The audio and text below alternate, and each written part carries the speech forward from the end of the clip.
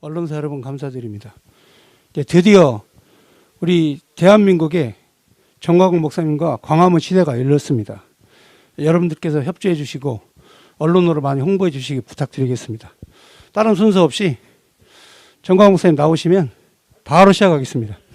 자, 대한민국의 광화문 시대와 정광훈 목사님 시대를 연 목사님 나오셔서 말씀하시겠습니다.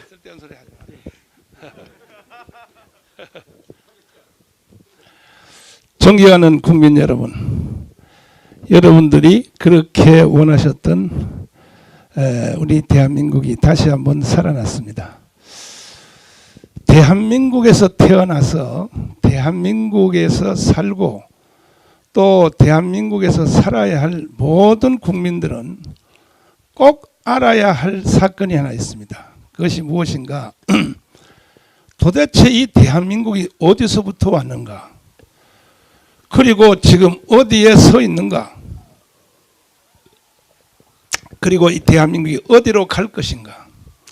이것은 주민등록증을 가지고 있는 사람들은 필수적으로 알아야 될, 헌법보다가 더 앞에 알아야 될 필수 조건입니다. 그러면 대한민국은 어디서부터 왔는가? 이게 우선 제목을 들으시면 여러분이 비웃을지도 모르지만 대한민국 모르는 인간이 어디 있어? 그런데 사실은 몰라요. 국민들의 99%가 모른다고요. 특별히 이번 선거에서 윤석열을 찍은 자유우파 국민들까지도 뭣도 모르고 그냥 찍는 거예요. 그냥 대한민국이 어디서부터 왔는지 모른단 말이에요. 그러면 대한민국은 어디서부터 왔는가? 일단 45년 8월 6일 날 히로시마 원자탄이 터졌죠. 터지니까 이 해방된 한반도는 아수라장이 되었습니다. 자, 이승만과 같이 살 것인가, 김일성과 같이 살 것인가? 북한은 김일성을 선택했습니다. 이 남한은 이승만을 선택했습니다. 또 어떤 체제에서 살래? 자유민주주의, 자유시장경제, 한미동맹, 기독교 입국론에 살래? 아니면 공산주의, 사회통제경제, 저 중국을 친구로 삼는 조중동맹, 그리고 주사파 종교에서 살 것인가? 북한은 공산주의 선택했죠. 우리 대한민국은 대한민국을 선택했습니다. 자, 그러자 이제 치열한 싸움이 시작됐습니다. 뭐냐? 북한은 이미 김일성이가 다 먹었고 불법으로 점검하였고, 이 남한은 남로당의 총수인 박헌영이라는 이 개자식이 이승만과 맞짱을 떴는데 그때 이승만은 이길 수가 없었어요. 왜 그러냐? 박헌영이가 이승만과 김구 이름을 도용을 해서 해방이 되자 거짓말을 가지고 전국에다가 포스터를 다 붙였어요. 대통령 이승만, 주석 김구. 이래서 미국의 이승만과 상해에 있는 김구 선생이 나한테 연락이 왔는데 우리가 들어가기 전에 먼저 국가를 세우라고 하였다. 완전히 사기친 거죠. 그러니까 저쪽 편의 애들은 완전히 사기의 대명사입니다. 이번에 선거하는 것도 보십시오. 이재명이 그 거짓말하는 거 보세요. 원래 조상들이 그래요. 그쪽 조상들은 원래 조상들이 거짓말의 선수권자입니다. 그리고 말하는 거 보세요. 얼마나 말을 잘하는가.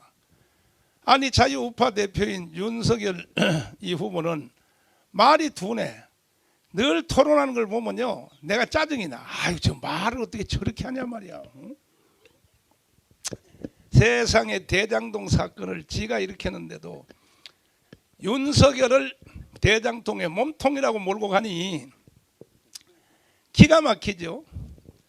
그러면요, 뭐 이상한 경제 수치 같은 거 한 개 외워가지고 와서 그래가지고 막 토론할 때 푹 찔러요.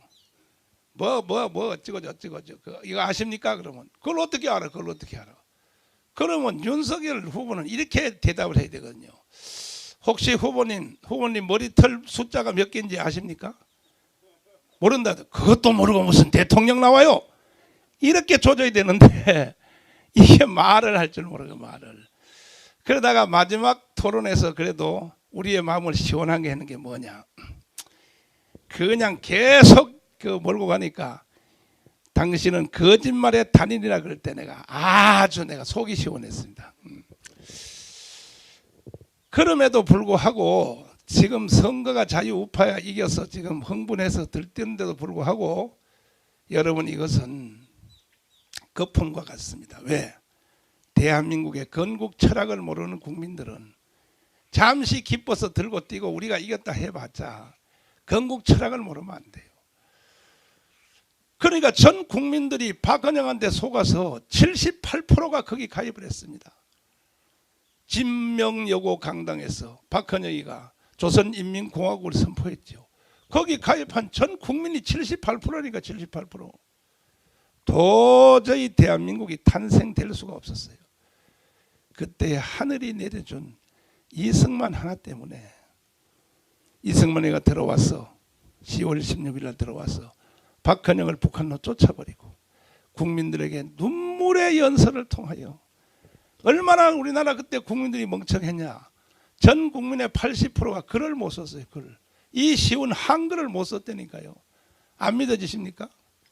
책에 한번 찾아보십시오. 아니, 전 국민들이 이 한문 있잖아요. 한문. 화장실 가서도 배우고 나온다는 이 통시글 말이야. 예? 이 통시글을 모르는 사람들이 80%예요. 80%. 국민의 수준이 그래요. 그 당시에. 그런 국민들을 놓고 세계 최고의 학벌을 가진 아이비리그 박사, 브리튼 대학의 박사가 이승만이가 연설하니 이승만의 연설과 국민들의 이 듣는 수준이 이게 갭이 생겨서 못 알아듣는 거야. 세계 최고의 지식인의 연설을 어떻게 알아듣겠습니까? 그러니까 이승만은 할 수 없어요. 무식한 국민들을 놓고 어떻게 하겠어. 뭐 자유민주주의가 뭔지 해봤자 못 알아듣니까 그냥 울었어. 감성에다가. 그냥 우는 거예요. 특별히 전라도 정읍에 가서는 그냥 마을 입구에 가서 울어요. 그냥 울어. 그러면 동네 사람들이 길 가다가 한 50명 모여. 그 모여서 박사 양반 할 말 있으면 말을 하라고 울지 말고. 그러면 이승만 박사가 지팡이를 딱 짚고 일어나서 빨갱이는 안 돼. 공산주의는 안 돼. 여러분은 공산주의가 뭔지 몰라. 나는 미국에서 이것만 공부하다 온 사람이야. 그래서 이승만의 그 감성의 호소에 그때 국민들이 마음이 움직여서 프리턴 대학의 박사님이 울면서 말하는 거 보니까 빨갱이는 안 되는가 보다. 그래서 국민들이 다 전향해서 이승만에게 돌아와서 대한민국이 탄생되었고 1차 전쟁 45년부터 50년까지의 전쟁에서 이승만이 박헌영을 이김으로 대한민국이 탄생되었다 하는 그런 뜻입니다. 이해되십니까? 자, 2차 전쟁은 언제입니까? 6.25입니다. 6.25. 6.25 때 대한민국은 완전히 끝났어요. 왜? 미군이 49년 6월 30일 날 철군했어요. 철군하면서 하지 중장이 가고 그 다음에 애치슨 미국 국무장관이 애치슨 라인, 그 유명한 라인을 선포했습니다. 우리는 한반도에 관심 없다. 공산주의의 남하를 지키는 선을 일본의 홋카이도, 대만, 필리핀으로 정했다. 이게 뭐냐? 한국은 포기하겠다는 얘기죠. 그 애치슨 국무장관이 그것을 선포하자 바로 미군이 철군하니까 바로 6.25가 일어났지 않습니까? 6.25는요 우리가 이길 수가 없어요. 3일 만에 서울이 먹혔는데 3달 만에 낙동강 다 먹혔는데 어떻게 이게 어떻게. 그런데 다시는 안 온다고 하는 미군이 7월 1일 날 다시 트루만 대통령의 위대한 결정으로 거기는 빌리그레암 목사님의 뒤에서 큰 충고로 한국에 와서 빌리그레암 목사님이 트루만 대통령한테 협박적의 전통문을 보냈잖아요. 다시 미군을 한반도에 투입하십시오. 왜? 한국에는 기독교인이 50만 명이 살고 있습니다. 만약에 미군이 안 가면 50만 명의 기독교인이 다 처형될 텐데 그 핏값을 당신이 받아야 돼. 빨리 당신은 미군을 한국에 다시 재투입해. 안 하면 하나님의 저주를 받을 것이요. 이게 빌리그레암의 협박입니다. 그래서 안 올 수 오서는 안 될 이 미군이 한국에 온 것이 기적이 일어나서 메가더 장군의 인천 상륙 작전으로 2차 전쟁에서 아슬아슬하게 이겼습니다. 이번에 대선이 3차 전쟁입니다. 자, 이 3차 전쟁은 누구와의 싸움인가? 미안합니다. 문재인과 정광훈과의 싸움이었습니다. 이번에 대통령 선거는요, 그 뒤입니다. 뒤. 저는 문재인이가 평창 동계올림픽에서 신영복을 내가 가장 존경한다, 이렇게 연설하니까 펜스 부통령이 중간에 일어나서 나갔고, 일본의 아베도 나갔고, 그 후에 일본에서 임시국회가 열려서 반드시 문재인은 대한민국을 공산주의라 만들 것이기 때문에 공산주의가 돼버리면 한국 남한에서 1000만 명이 보또 피플로 일본으로 도망을 올 것이다. 일본 국회가 임시국회를 열었다니까요. 오면 어떻게 할 것인가, 1000만 명을. 한반도에서 건너오는 1000만 명. 지금 일본의 제1교포가 50만 명입니다. 50만 명. 해방되고 나서 못 돌아오고 일본에 사는 우리 한국 국민들이 50만인데 1000만 명이 오면 300만은 호주로 보내고 300만은 남미로 보내고, 그리고 일본은 300만만 수용하면 된다. 이게 일본 국회의 논의사항이었습니다. 우리는 감쪽같이 몰랐지. 이런 일이 한반도에서 이루어지는 것을. 문재인 이놈은요, 반드시 대한민국을 해체하고 북한 연방제로 편입하려는 것이 이 사람의 신앙이요, 이념이요, 철학이요, 인생 전체라고 봐야 됩니다. 최후의 순간까지 종전협정을 통해서 그 짓을 하려고 하다가 결국은 미국을 속여먹지 못했고, 강화문 우리 이승만 광장의 위대하신 우리 국민들의 저항에 부딪혀서 문재인은 실패했고, 이제 대한민국이 3차 전쟁에서 드디어 이겼습니다.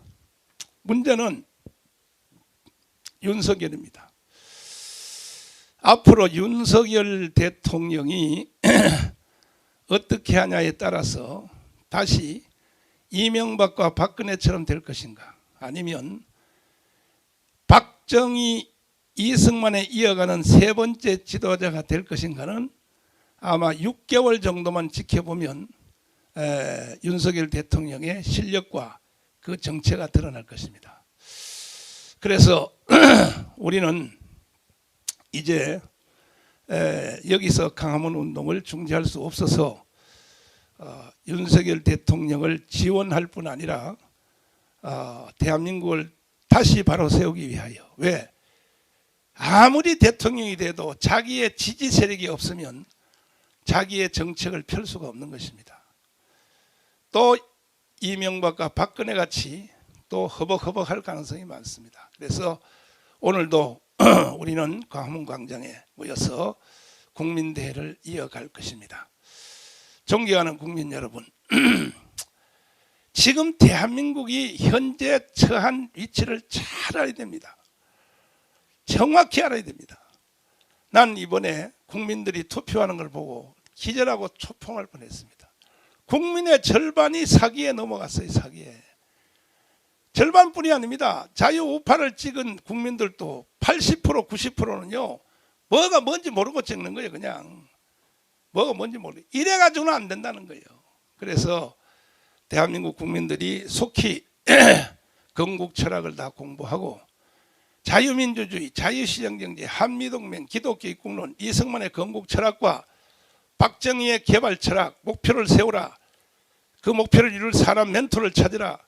그리고 기간을 정하라. 그리고 무모한 도전하라 하는 이승만과 박근혜의 모든 이 박정희의 철학을 온 국민들이 피속까지 몸속에 흐르게 해야 됩니다. 그래야 대한민국이 국권이 서고 뭐 선거 한 번에서 이겼다고 해서 되는 것은 아닙니다. 이미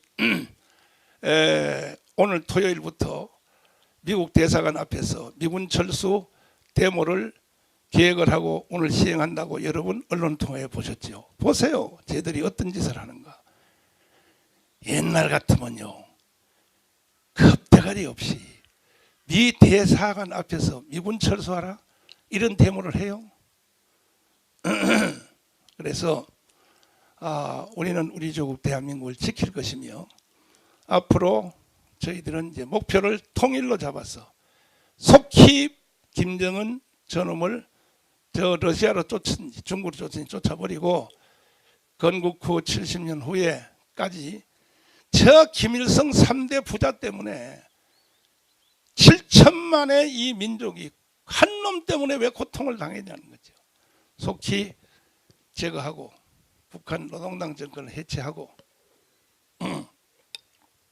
그래서 3년 안에 자유통일을 이루어서 전 세계의 두 번째 가는 G2의 나라를 이루기 위하여 우리 광화문 운동은 지금부터 광속으로 달려갈 것이며 이것도 제가 뭐 연설 한번 하는 걸로 되는 게 아니라 이 일을 실행하기 위하여 1,000만 명 통일 1,000만 명 자유통일 회원을 모집하여 기계처럼 우리 1,000만 조직을 이미 그동안에 우리가 서명한 것은 다 무효하고 오늘부터 광화문에서 다시 한번 다 1,000만 자유통일 회원에다가 1,000만 명을 우리가 다 조직을 해서 그 누구도 대한민국을 흔들지 못하도록 윤석열도 자기 마음대로 못하도록 또 좌파 종북 주사파 애들도 더 이상 자기 마음대로 못하도록 심지어 북한의 김정은 세력 이놈들은 아예 생각도 못하도록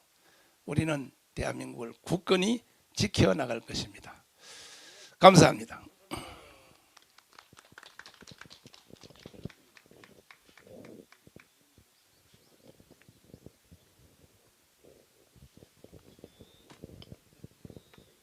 예, 우리 국민혁명당 부대표님 고영일 변호사님께서 광화문 운동 관련해서 말씀을 발언을 하시겠습니다.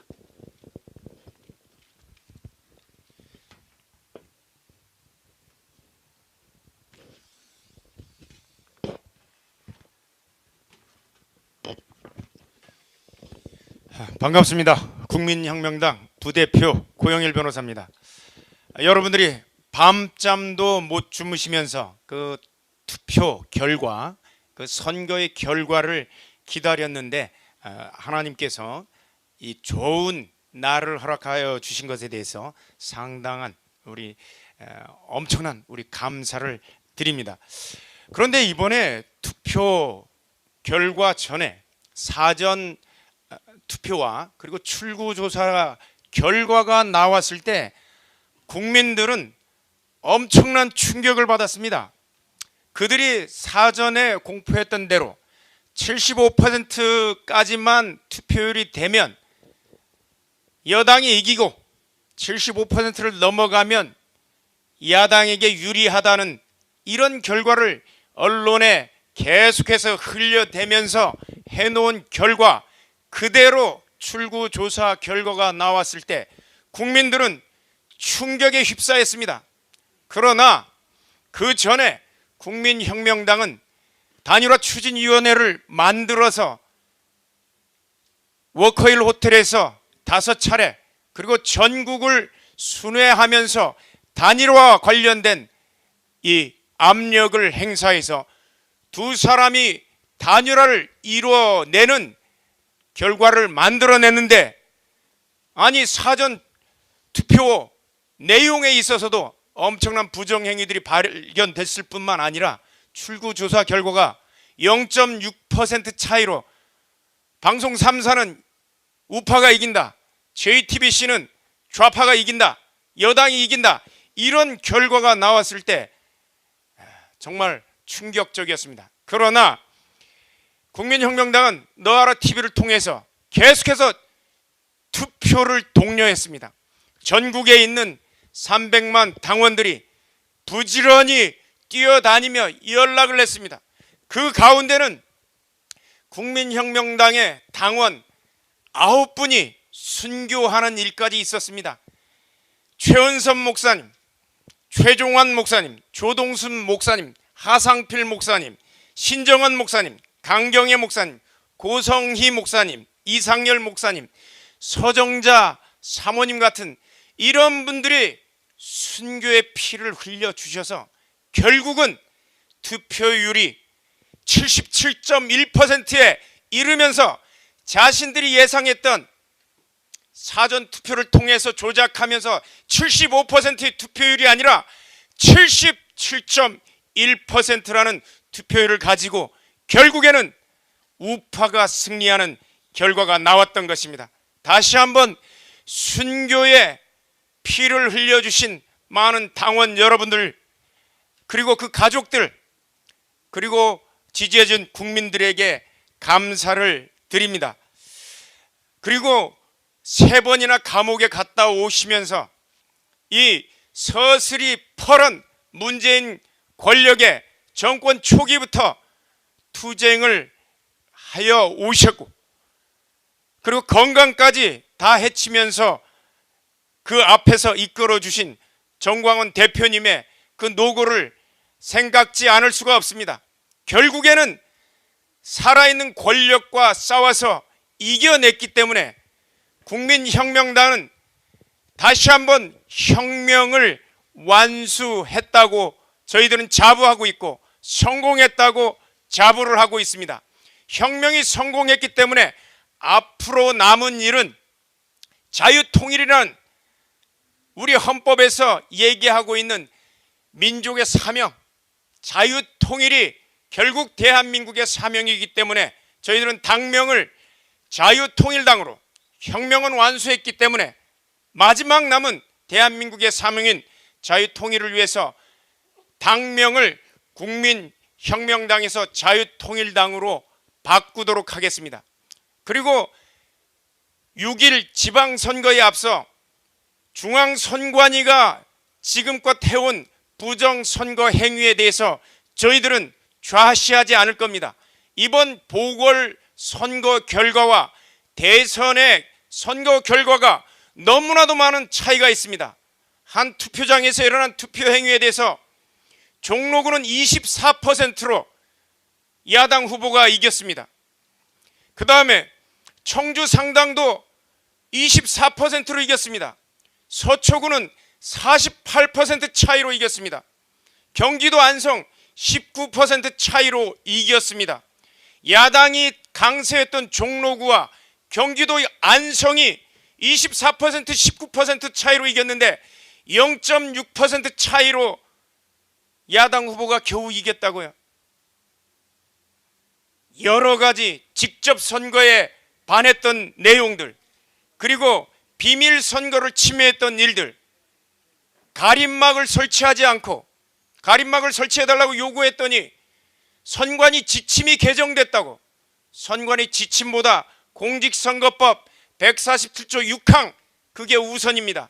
지침을 가지고 법을 위반하는 노정희 중앙선거위원장의 행태, 이런 부분들이 다시 한번 반복되지 않도록 저희들은 최선을 다할 것입니다. 그리고 윤석열 이제는 대통령 당선자에게 고합니다. 최근에 계속해서 인터뷰를 통해서 발언되는 내용은 4가지로 요약되는 것 같습니다. 국민들에게 빼앗겼던 자유를 회복하는 일, 그 다음에 시장 경제 질서를 회복하는 일,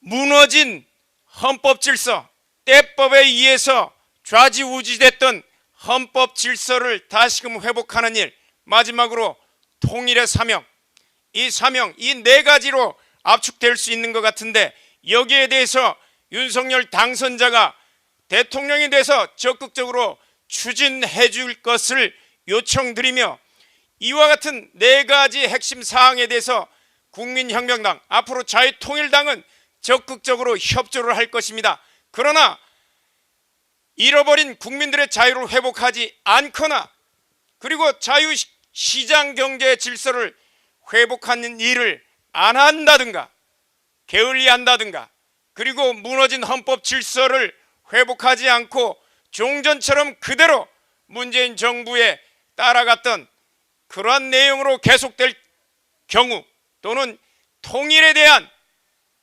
무감각이라든가 통일을 외면할 경우에 저희들은 광화문 운동을 통해서 지금까지 협조의 자세에서 완전히 돌변해서 다시금 저희들 스스로 이러한 4가지 내용에 대해서 투쟁해 나갈 것임을 윤석열 후보에게 권고하고 선포하는 바입니다. 감사합니다.